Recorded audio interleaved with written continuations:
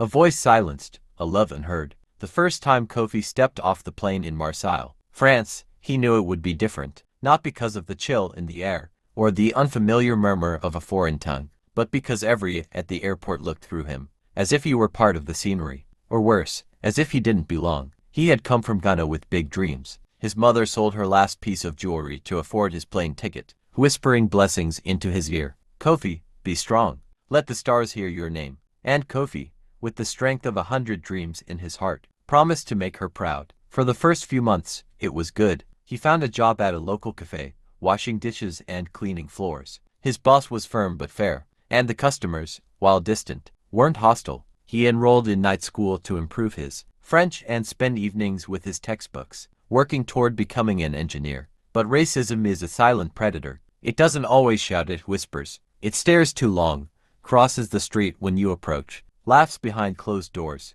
denies promotions, and never explains why. Still, Kofi smiled. He worked harder. He kept believing. And then he met Camille. Camille was everything the city was not: warm, open, and brave. She was a literature student who believed words could heal. And she believed in Kofi more than anyone ever had. He told her about the mango trees in Kumasi, about his mother's fierce hugs, and about his dream of building bridges, literal ones, to connect people. She called him her sunshine. They fell in love slowly, like dawn creeping over the ocean. But love is not a shield when the world is watching with poisoned eyes. It started with a missing phone. A teenage girl in the cafe where Kofi worked screamed, "My phone is gone." Panic followed. A crowd gathered. Someone muttered, "That African boy was near her table." Another nodded, "I saw him walking past." No one saw him take anything, but that didn't matter, because in that moment, skin color was louder than facts. Kofi tried to explain. He pleaded, "Search me. I didn't do anything."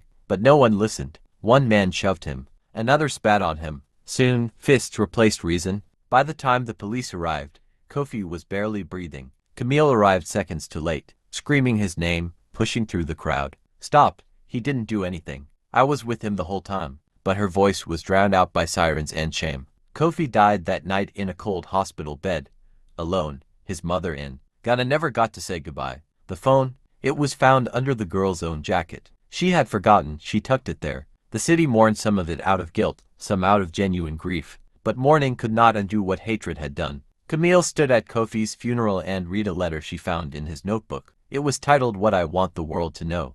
"I don't want to be seen as a threat. I want to be seen. I want to walk into a room and not have to prove I belong. I want people to hear my dreams before judging my skin. I want to build bridges, not walls. If I ever disappear, don't let it be in silence." The church wept, and in the days that followed, Camille turned her sorrow into fuel. She organized protests, told Kofi's story across campuses, stood in front of mayors, and wrote articles that pierced hearts. She was no longer just a lover mourning her loss. She was a warrior with a cause. And slowly, the city began to listen. Not all of it, not enough, but some. Kofi's life was short, but his story echoed far beyond the borders of France, because one girl dared to speak, and many chose to listen. And somewhere, under the Ghanaian sun, a mother looked up and whispered, "They will know your name, my son."